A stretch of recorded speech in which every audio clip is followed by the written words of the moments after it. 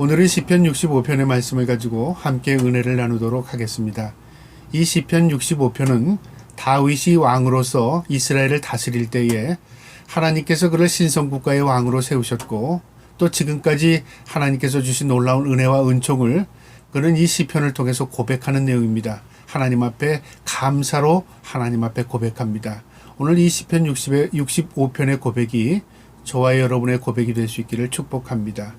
이 시편 65편 1절에 하나님이여 찬송이 시온에서 주를 기다리오며 사람이 서원을 주께 이행하리이다. 마치 자신이 레위인처럼 제사장처럼 하나님 앞에 제사하기를 간절히 기다리는 그런 마음으로 지금 이 시편을 기록하고 있는 겁니다.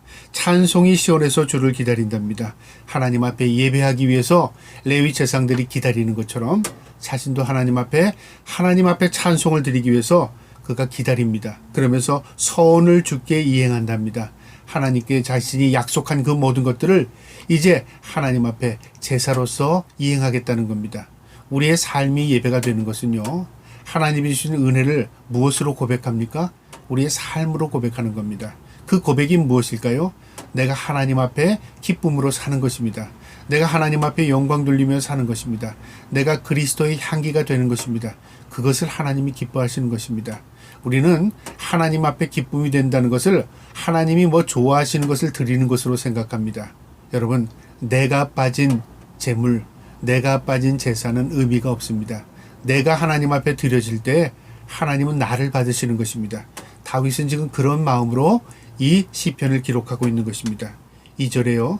기도를 들으시는 주여 모든 육체가 주께 나오리이다. 기도를 들어주신답니다. 다윗은 많은 기도를 했을 것입니다. 전쟁에 나가기 전에도 전쟁이 하는 와중에서도 전쟁이 끝나고 돌아오는 그 가운데서도 하나님께 기도했습니다. 뿐만 아니라 그가 왕이 되기 전에 사울왕을 피해서 도망 다닐 때도 그는 끊임없이 하나님 앞에 구원을 간구했을 것입니다. 많은 기도를 하나님이 들어주신 것에 대해서 자신은 인생의 경험을 통해서 그는 체험했습니다. 우리가 인생을 살아갈 때에 하나님 앞에 기도하고 나는 잊어버릴지라도 시간이 지나서 응답되어지는 것들을 통해서 놀라운 은혜를 경험합니다. 야, 나도 기도하고 잊어버렸는데 하나님께서 시간이 지나니까 들어주셨구나. 이런 마음의 체험과 고백이 있을 때 무엇에 대한 확신이 생깁니까? 하나님에 대한 믿음의 확신을 갖게 되는 것입니다. 그래서 기도하는 자는 실수하지 않습니다. 기도하는 자는 실패가 없습니다. 기도하고선요, 우리가 손해보는 게 없습니다. 하나님 앞에 우리의 모든 마음을 토설하는 마음으로 기도하면 하나님께서 하나님의 방법대로 하나님에 대해 응답해 주시는 것입니다. 다윗은 그것을 경험했던 사람입니다. 기도를 들어주셨답니다. 모든 육체가 주께 나오리이다. 자신의 고백이 모든 이 이스라엘 유대인들에게 있어서 고백이 되어서 하나님 앞에 몰려 나오기를 바라는 마음입니다. 우리의 삶이 우리로 당대에 끝나는 게 아니라 우리의 후대에게도 똑같은 믿음의 경험들을 통해서 하나님께 모두 몰려 나오기를, 하나님을 만나기를 간절한 마음이죠. 다윗은 지금 그런 마음입니다. 나만이 아니라 우리 백성들도 다 하나님 앞에 나오길 간절히 바랍니다 하는 마음이죠. 이게 바로 예배입니다. 예배는요, 우리가 골방에서 드리는 것, 또 하나님을 만나는 거 예배라고 할 수 있겠지만 사실 예배는 모든 하나님의 백성들이 하나님 앞에 나와 무릎을 꿇고 하나님을 경배하는 것입니다. 그게 예배의 근본입니다. 그러니까 하나님을 인정하는 것이죠. 하나님을 우리의 예배를 받으시기에 합당하신 분이십니다. 그거 잊어버리면요, 하나님과 우리의 관계에 기초를 잃어버리는 겁니다. 그래서 예배가 중요한 것입니다. 3절에요. 죄악이 나를 이겼사오니 우리의 허물을 주께서 사시리이다. 여기 다윗은 놀라운 고백을 하는데요. 뭐라고 말하냐면 내가 의로워서 하나님 나를 축복하셨다. 내가 하나님 앞에 바로 섰기 때문에 하나님 나에게 은총을 베풀었다고 말하지 않습니다. 죄악이 나를 이겼답니다. 나는 죄악 투성이라 그 말이죠. 나는 부족한 인간이라 그 말입니다. 나는 연약하기 짝이 없다 그 말입니다. 어떻게 그걸 알았습니까? 하나님을 만난 이후에 자신의 그 죄성을 깨닫게 되는 겁니다. 인간의 연약성을 알고 내 부족함을 아는 게 깨달음입니다. 이게 은총에 속합니다. 여러분, 똑같은 상황 가운데서도 어떤 사람은 나는 죄가 없어 그렇게 말하는 사람이 있고요. 그래, 그게 다 내 잘못이야 하는 고백을 하는 사람이 있을 수 있습니다. 무엇의 차이입니까? 깨달음의 차이입니다. 내가 하나님 앞에 어떤 존재임을 깨닫는 것, 이게 은총의 시작입니다. 다윗은요, 하나님 앞에 죄악이 나를 이겼답니다. 나는 죄악 투성이라 그 말이죠. 우리의 허물을 주께서 사실이다. 그런데 하나님께서 나에게 허물을 용서해 주셨답니다. 내 죄를 씻어 주셨다는 거죠. 내가 정결해서 하나님을 날 받으신 게 아니라 죄악 투성이고 죄를 질 수밖에 없는 부족한 존재이지만 하나님께서 나를 받으셨고 내 허물을 씻어 주셨다. 얼마나 감격스럽습니까? 구원은 하나님께 있다고 하지 않습니까? 다윗도 그런 고백을 하는 겁니다. 4절에요. 주께서 택하시고 가까이 오게 하사 주의 뜰에 살게 하신 사람이 복이 있나이다. 진정한 복이 무엇인가를 다윗은 알았습니다. 그 복이 뭐냐면요, 하나님이 나를 택하신 것, 저와 여러분이 예수를 믿게 하신 것, 이것이 복입니다. 그 다음에 그 믿음이 어떻게 되냐, 가까이 오게 하셨답니다. 내가 하나님 앞에 나가는 겁니다. 하나님이 나를 택해 주셨는데 내가 하나님께 나가지 않으면 그것으로 단절되는 것이죠. 하나님이 나를 구별하여 택해 주셨습니다. 이제 내가 그 은혜를 알고 하나님께 나가는 겁니다. 이것이 두 번째 단계입니다. 주께 가까이 오게 하사 주의 뜰에 살게 하신답니다.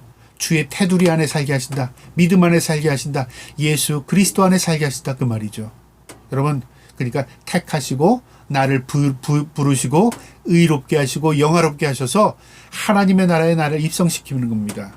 다윗은 이미 3500년 전에 이런 고백을 했습니다. 나를 택하셨고 가까이 나를 불러주셨고 그리고 주의 뜰에 살게 하신 사람, 이게 진정한 복이다. 여러분, 복이라는 것을 알게 되면요, 하나님을 배제하고는 복이 없습니다. 하나님을 가까이 함이 내게 복이라. 이 말씀 마음에 새기고 살기를 바랍니다. 우리가 주의 집, 곧 주의 성전의 아름다움으로 만족하리이다. 사람이 만족할 수 있는 것은요, 성경적으로 보면 세상의 환경이나 세상의 물질이나 우리가 어떤 세상에서 주어지는 기쁨으로 만족이 되지 않습니다. 그 만족은 상대적인 만족입니다. 그것이 소멸되면 우리의 기쁨도 소멸됩니다. 하나님이 주시는 만족은 절대적인 만족인데요, 하나님이 우리에게 부어주시는 만족입니다. 그래서 주의 성전의 아름다움으로 만족한답니다. 주님의 임재로 만족한다. 주님이 함께 하심으로 만족한다. 주님이 나를 다스리시고 지배하시고 주님이 나를 이끄심으로 나는 만족한다. 주님이 함께 하심이 나의 복이 되는 것입니다. 다윗은 그 고백을 하는 것입니다. 이 고백이 저와 여러분의 고백이 될 수 있기를 축복합니다. 5절에요. 우리 구원의 하나님이시여 땅의 모든 끝과 먼 바다에 있는 자가 의지할 주께서 의를 따라 어미하신 일로 우리에게 응답하시리이다. 여기 구원의 하나님이시랍니다.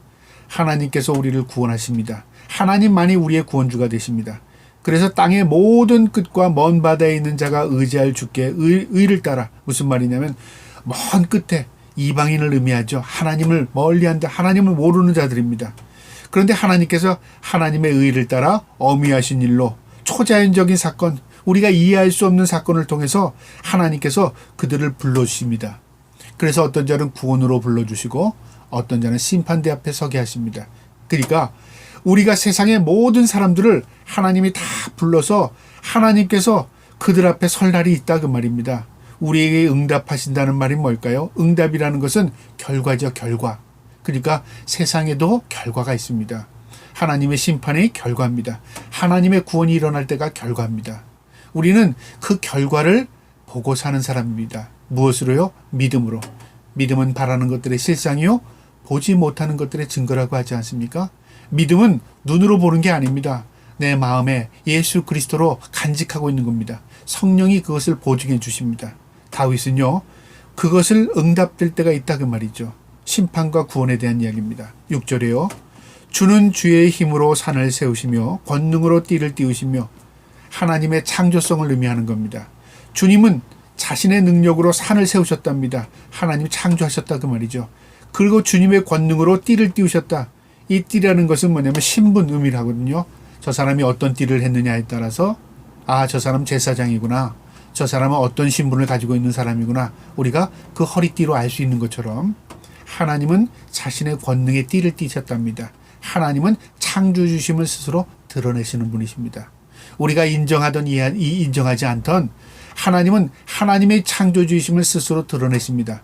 세상의 모든 자연 만물을 통해서 하나님의 그림자, 하나님의 그 자연 계시가 있습니다.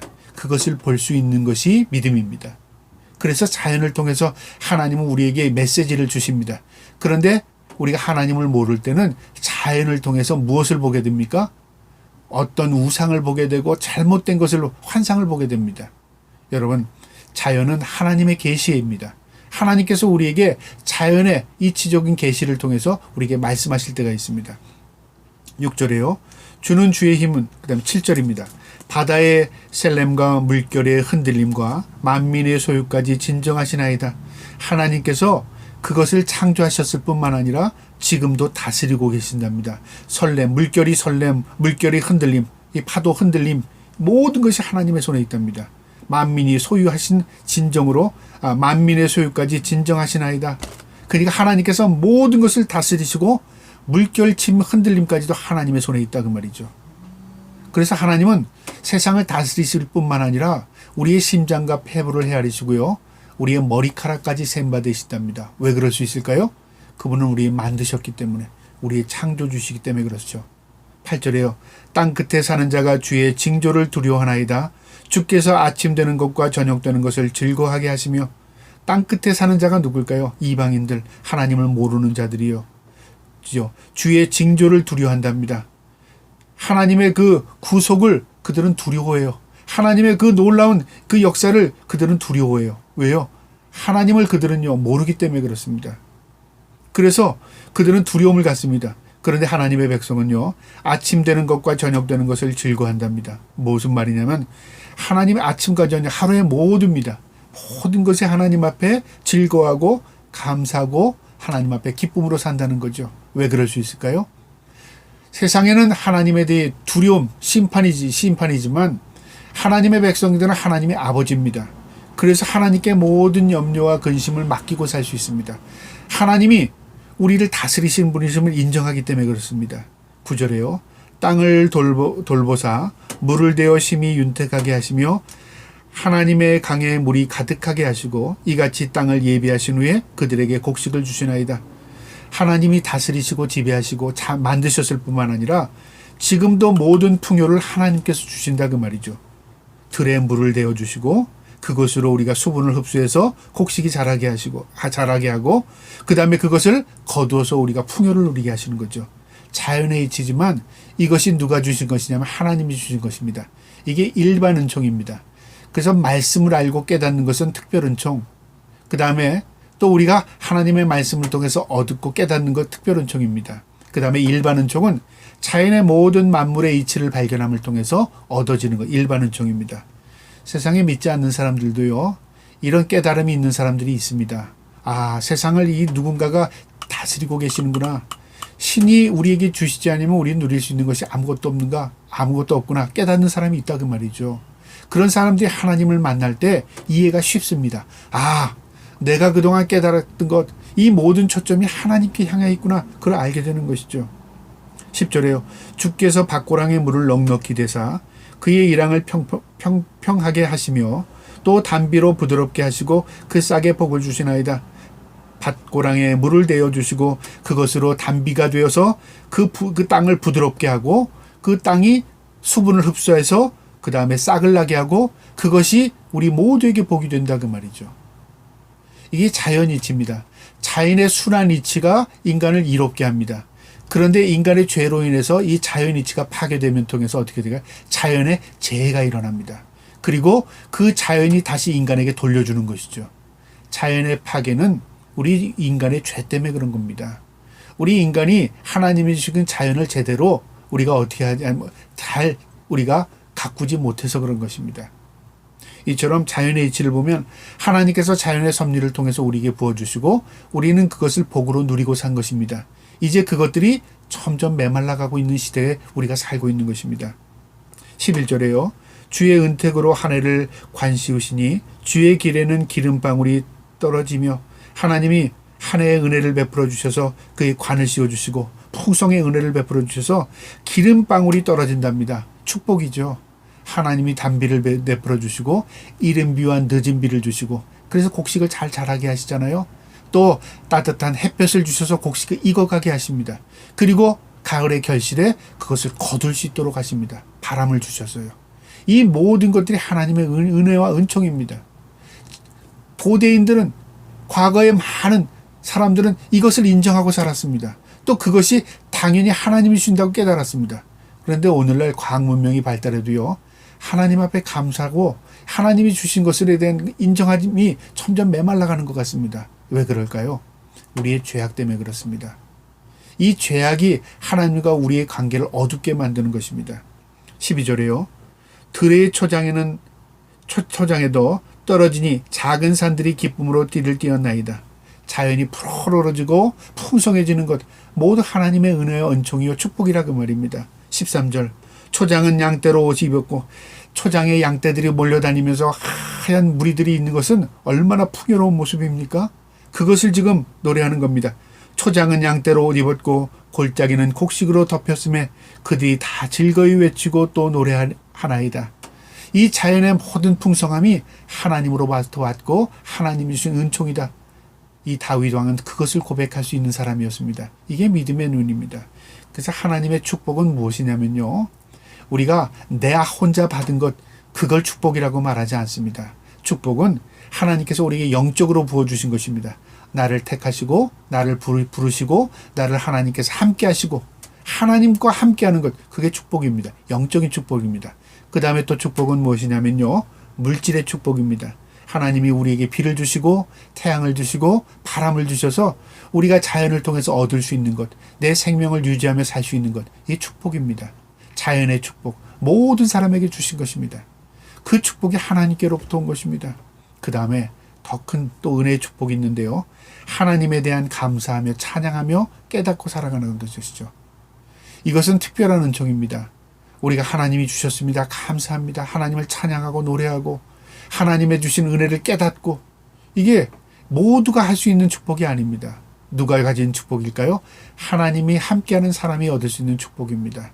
저와 여러분이 이 감사와 찬양을 통해서 하나님의 놀라운 은혜와 은총을 누릴 수 있는 자들 되기를 주님의 이름으로 축복합니다. 아멘.